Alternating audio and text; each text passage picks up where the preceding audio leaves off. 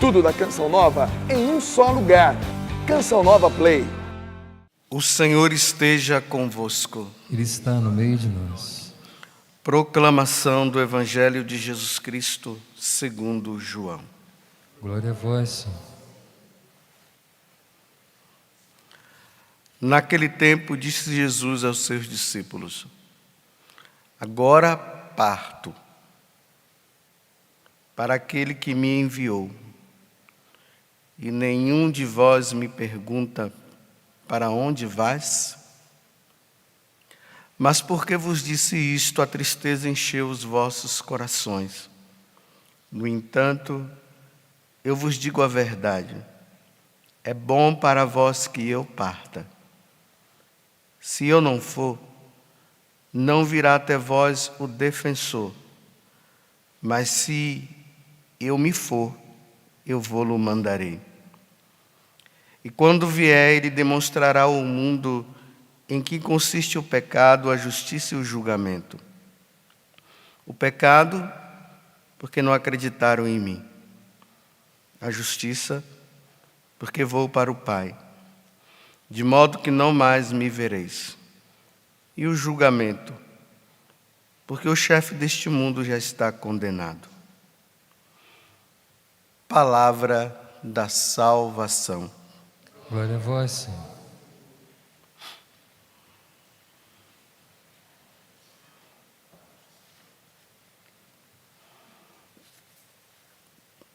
Como vocês percebem, neste momento, neste clima de despedida de Jesus, que já está aproximando-se o tempo dele voltar para a casa do Pai, agora Jesus começa a falar para os apóstolos a respeito de mais uma pessoa que é Deus.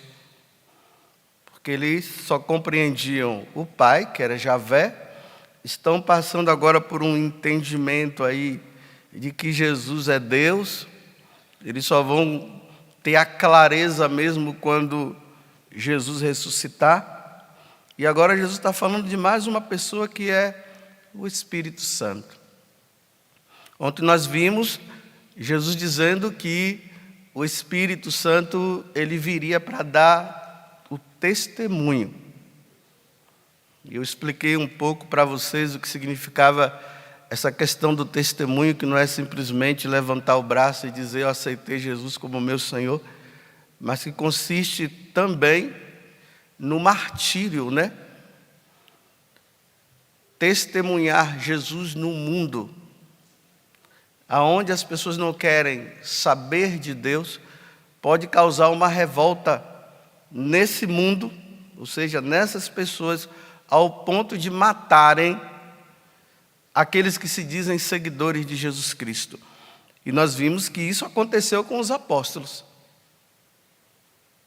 Como eu dizia ontem, com exceção de João, que foi preso, Judas, que se suicidou, os outros todos foram martirizados. Então, o testemunho significa dar a vida pela causa de nosso Senhor. Aí hoje agora Jesus apresenta o Espírito Santo dizendo assim, que ele é o defensor. Olha, o Espírito Santo nos levará a dar o testemunho, e ao mesmo tempo, esse Espírito Santo vai nos levar, ele vai ser o nosso defensor. João apresenta-o como paráclito, né? Defensor, que quer dizer o advogado. Então, o Espírito Santo ele vai advogar diante de nós. E diante desse mundo. Por quê? O mundo não compreendeu toda a obra de salvação que o Pai fez através de Jesus Cristo, pela própria ação do Espírito, porque as três pessoas não fazem a coisa assim de forma individual, né? O que um faz, todos fazem, porque é Deus fazendo. E o mundo se fechou. Então eles não compreenderam que Jesus é Deus, Eles não compreenderam que Jesus veio e, através da sua morte, ele destruiu o pecado e o próprio diabo. E o mundo não compreendeu que o Pai enviou Jesus. Por isso que Jesus está falando aqui, né? Que essas são as 3 coisas que o Espírito irá fazer, né? Ele demonstrará ao mundo, porque ele é o nosso defensor, e ele vai fazer com que o mundo entenda o que consiste o pecado, a justiça e o julgamento. É mais ou menos tudo isso que eu acabei de falar. Mas como é que na prática isso se dá? Lá no capítulo 10 do Evangelho de São Mateus, quando Jesus ele envia os discípulos, os 72 discípulos, ele diz o seguinte: vocês serão levados aos tribunais. Então, por que eles serão levados aos tribunais? Porque eles estão incomodando a religião judaica. Lá vocês serão julgados. Aí Jesus diz assim: olha, mas fiquem tranquilos, porque o Espírito virá sobre vocês e vocês irão falar de modo que eles irão até se calar. Porque por si próprio, os discípulos, eles não terão como, ou não teriam como se justificar diante de um tribunal. Aí ele está dizendo, o Espírito, aquele que é o advogado, falará por vocês, e eles se calarão. Porque vocês falarão de forma que vocês vão convencê-los. Aí vocês veem na primeira leitura, né? Essa situação de Silas e Paulo, que estão presos, e aquele soldado que está ali diante das correntes que caem. Aí aquele soldado já quer se matar, aí Paulo já começa a falar com ele. Aí Paulo começa a falar de Jesus. Aí ele faz a pergunta, né? Olha só o convencimento. O que é que eu devo fazer? Convenceu. A mesma coisa no primeiro discurso que que Pedro fez, que está nos Atos dos Apóstolos, no capítulo 2, de 14 a 41. Ele recebe, o Espírito vem ali sobre os apóstolos, e Pedro faz a primeira pregação. Nessa primeira pregação, ele começa a falar toda a história da salvação até chegar em Jesus Cristo. E ali Pedro diz, olha, ele foi condenado porque vocês não entenderam. Aí eles são convencidos.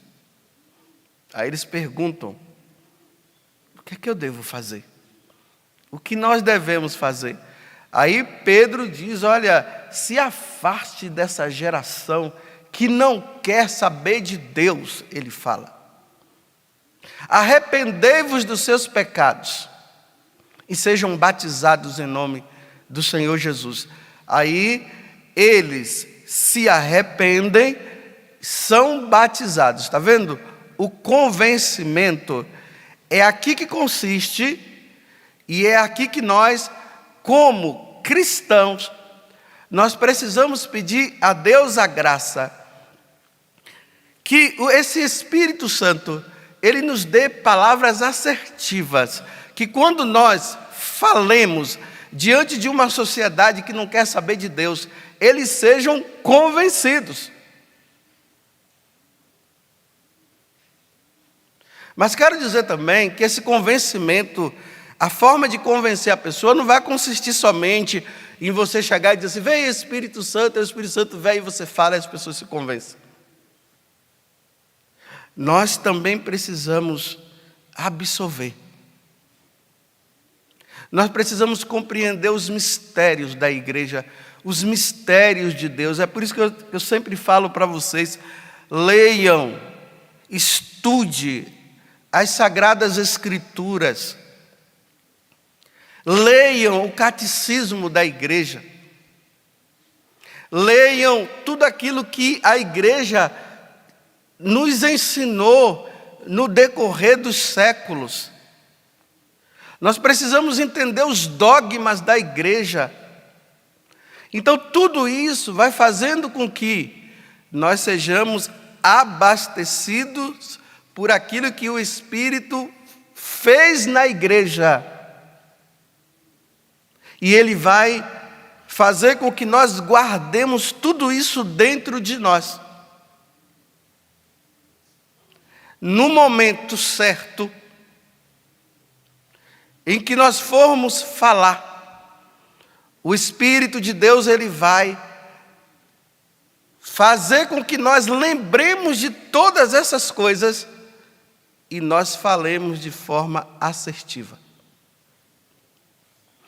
De uma forma mais prática.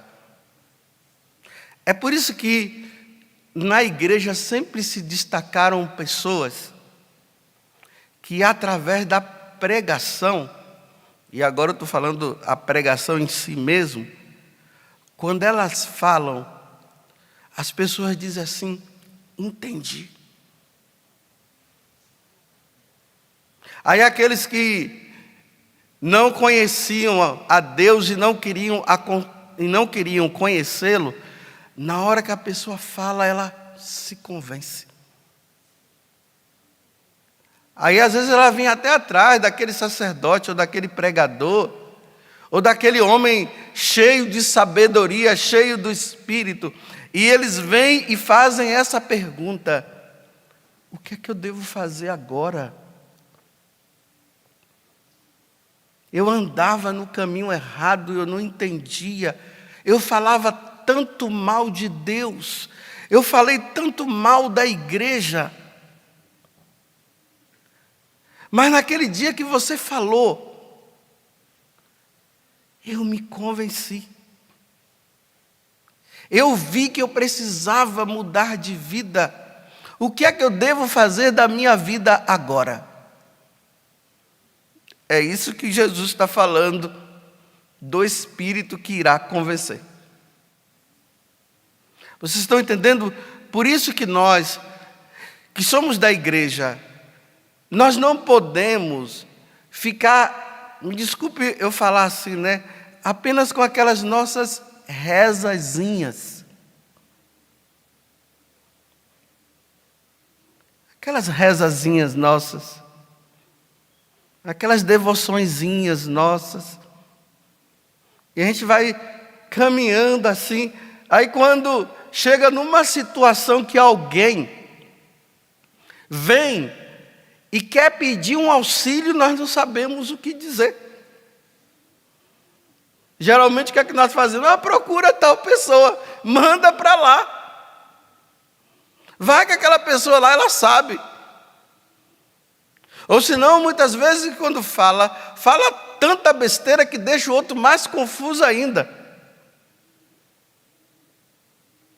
Eu não estou dizendo aqui para vocês que é para vocês galgarem, né, as faculdades de teologia, num conhecimento assim, para vocês chegarem e dizer assim: nossa, estou barbarizando, agora eu sei de tudo. Não é isso que eu estou falando. Eu estou falando que nós precisamos passar por essa fase daquilo, porque nós dizemos que nós somos convertidos, né? E às vezes nós nos contentamos apenas com aquela nossa conversãozinha, e nós não nos aprofundamos nas coisas de Deus, como eu falei antes, nos mistérios que Deus nos deu passando pela igreja. Aí nós não lemos o catecismo, que eu falei antes, não lemos a Sagrada Escritura, nós não lemos o que os santos falaram. Tem aqueles também que ficaram só com a Sagrada Escritura, lê de vez em quando a Bíblia, né, apenas para o seu contentamento próprio, que fica ali abrindo a Bíblia, né? O que é que Deus tem hoje para mim? Aí abre, Deus, que bom, que bom. Fica só nisso. Mas não lê os livros sagrados. Se pedir para essa pessoa, me conte a história de Jesus, ela não sabe contar porque ela não leu. Ela não sabe quem foi Jeremias, que não sabe quem foi Judite. Mas não é apenas para um conhecimento para mostrar que é bom, é para um conhecimento próprio seu. Então você lê, porque você quer conhecer Deus. E por você querer conhecer Deus, aí você vai e procura. Imagina,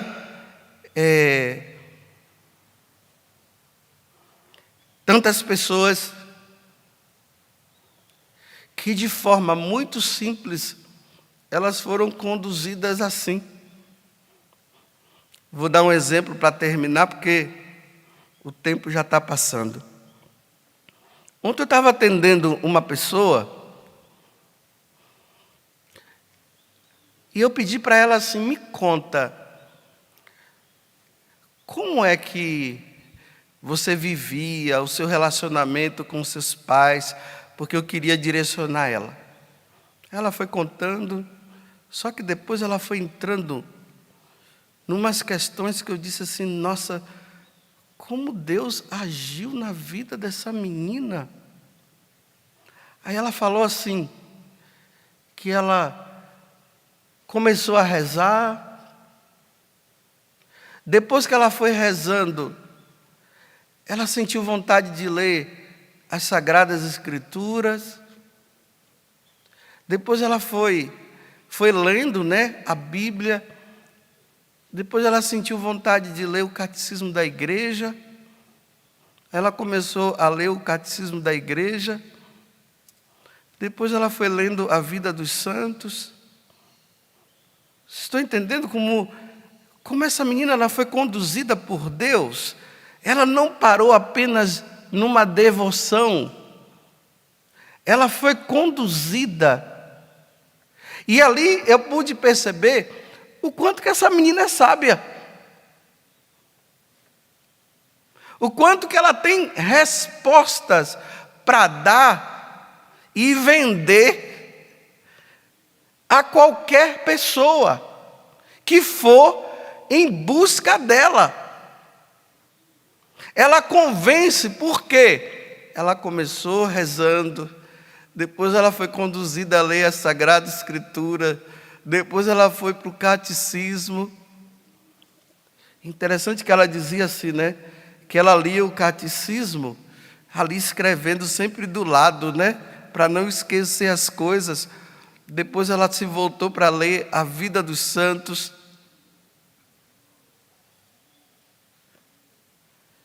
E hoje ela tem um cabedal de sabedoria que ela não se afasta da igreja de maneira nenhuma.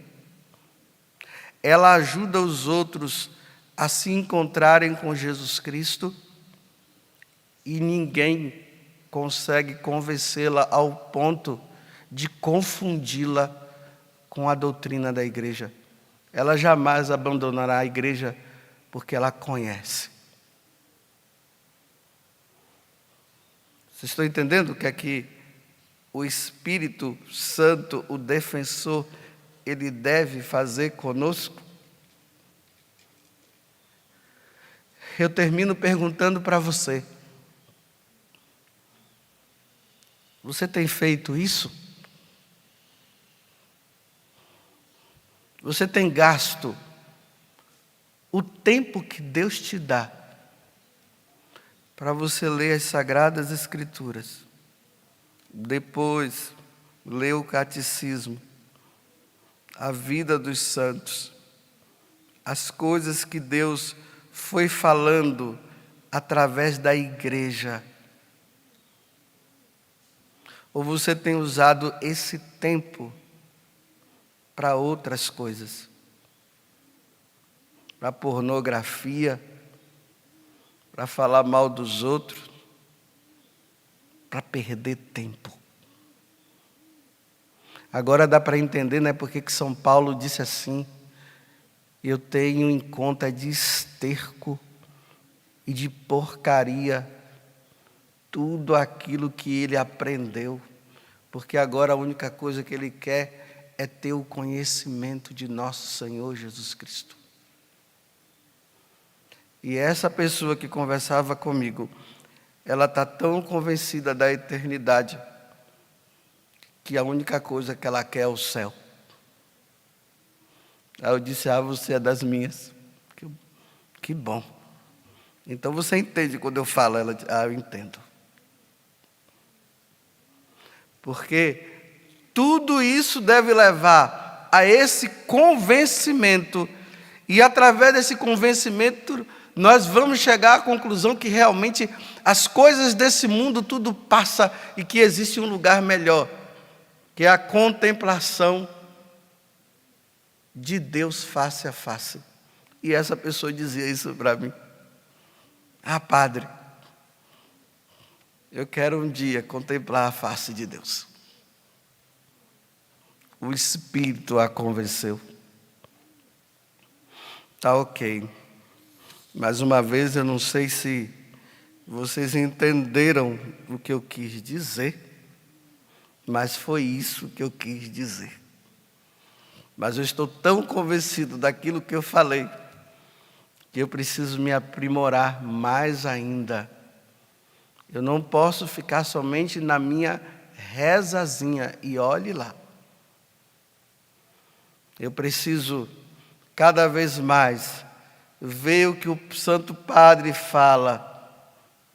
Essa última encíclica do Papa Francisco que fala aí sobre a santidade, você já leu? Eu ainda não. Mas eu vou ler. É a minha meta próxima.